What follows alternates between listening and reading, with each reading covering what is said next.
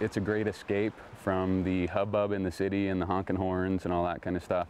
When I get out on the river, I pretty much forget about everything else that's going on because I'm focused on just the fish and the river, and it's like everything else in the world just melts away and disappears. It's easy to see why Tucker Bamford's friends call him the fish whisperer. Pretty good one, too. He's a magician with a fly rod. This rainbow trout never had a chance. Fly fishing is just like a lot of sports or hobbies where some people are just a little more natural at it than others, and others maybe have to work a little bit harder to get their game on.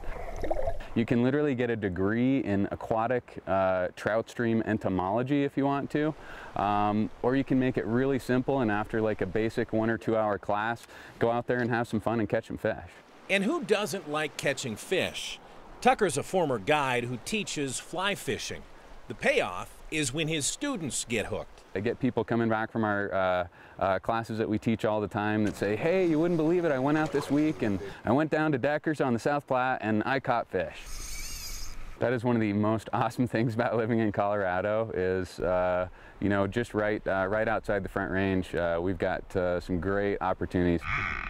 It's a fly fishing mecca, although this time of year, you have to choose your spots wisely. All that snow that fell in April is starting to melt now, and so some of the creeks and rivers, that water's starting to come up, it's getting off color, which makes it a little harder for the fish to see your flies. But if you can find situations like this, where this is a tailwater fishery, in other words, water comes out of the bottom of a dam, and it's pretty much always clear. This isn't rocket science, it's nymph fishing with wet flies.